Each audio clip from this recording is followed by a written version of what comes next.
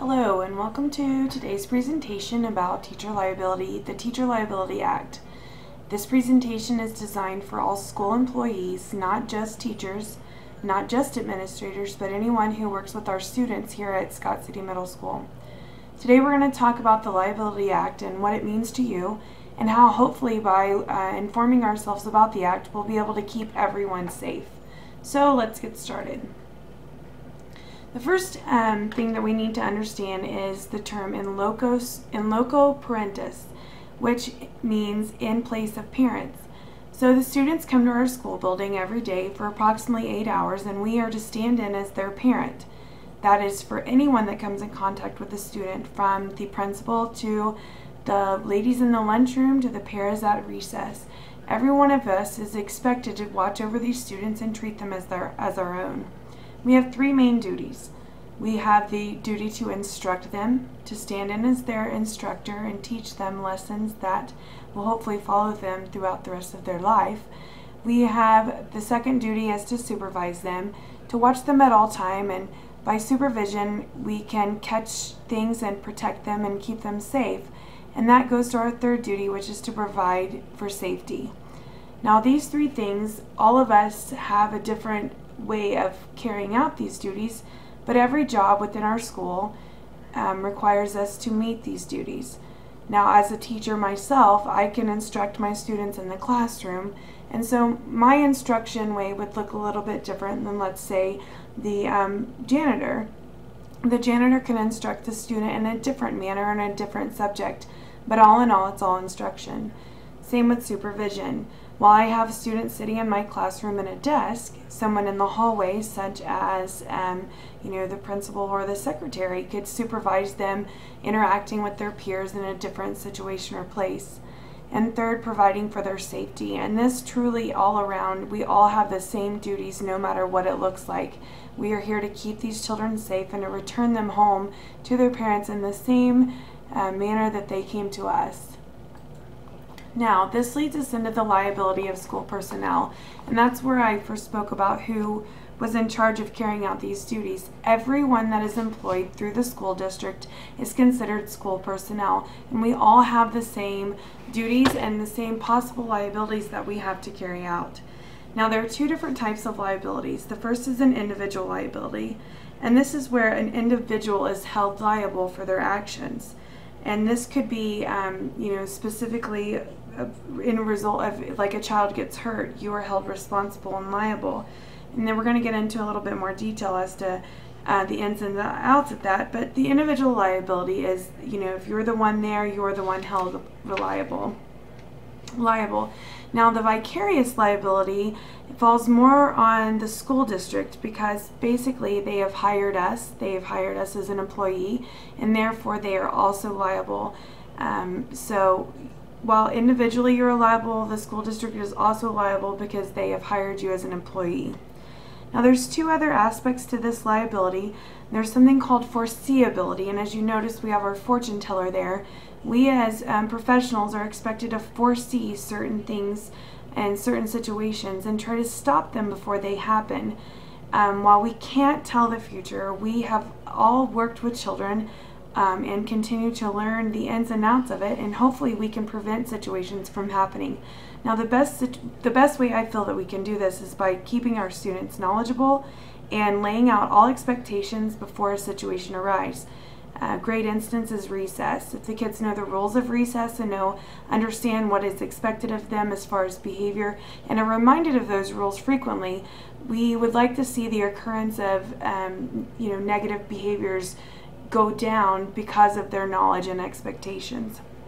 The other is nuisance, and this is a danger or a hazard that could possibly be available for the student to hurt themselves.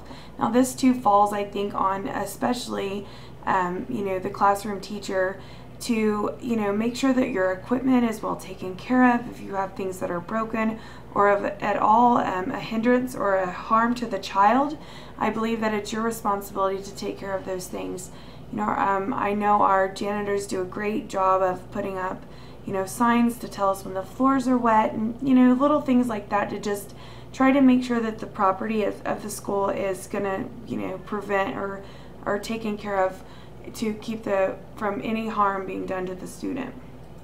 Moving on, next is a tort, and while tort is normally known as a food or a dessert object, this is not the case for this. There's two types of torts that we can address within the school. The first is the intentional tort, and as I mentioned earlier, this is those acts or things that are committed against a person. And these are those things that we're trying to prevent and trying to keep from happening. But that intentional tort, the student is, there's some liability that could be prevented or caused, that we should take certain care with. One is the mental distress. We want to make sure that we are not mentally distressing a student. And sometimes these are the hardest things that we can show that are happening because it is internalized and not a physical harm. But I know that as a whole, our school district, we speak to the students with utmost respect and care and considerateness. But the mental distress of a student should be taken into consideration. The next is the false imprisonment, and this would be detaining a student for an excessive amount of time, or keeping them from their peers, or removing them from the classroom and not letting them engage in the learning that is available to them. And then the last is the trespassing on the personal property, and this is that protection of the property within the school.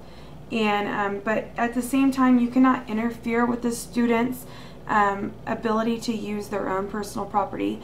I'm notorious for taking things away from a student, but it's very important that that item is returned to the student and given them within a timely manner, and that things are, their personal items are respected.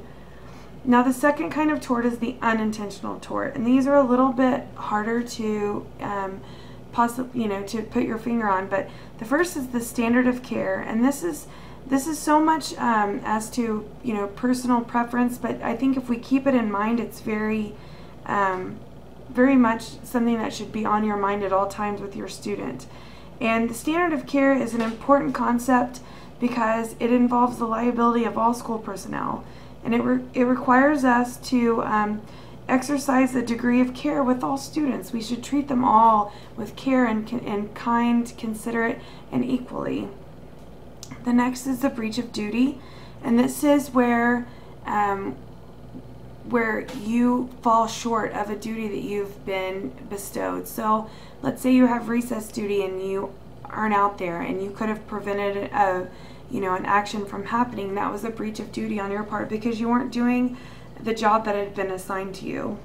And the last is the proximity, and or excuse me, not the last, but the third. And that too is it's about being in the right place at the right time, walking out in the hallways during passing time, or being there when out in the locker room when the kids are changing, if you're the PE teacher. So just being there and helping prevent those situations. And the last is the injury, and this is where we try at all costs to prevent injury, and try to keep the child as safe as possible. But these are all possible infractions that could take place through the school, and that's where that liability comes in. Now, more in detail, we have the duties of supervision, and there's three main areas or three main things that you can do to kind of protect yourself. And the first is that before and after school, we all know that those passing times or those unstructured times are oftentimes when students get hurt.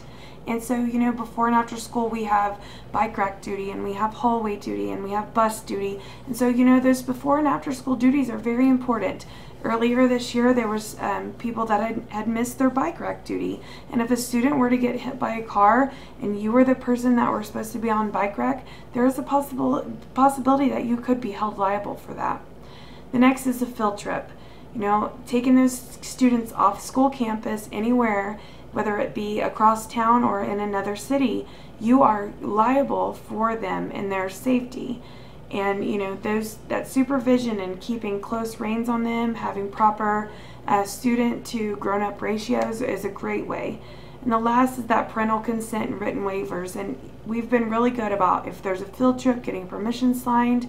You know, a lot of times at the beginning of the school year, that will be in their paperwork that they fill out, that you must just go ahead and sign, you know, parental consent for they want to walk across town or whatever. That way it's on file.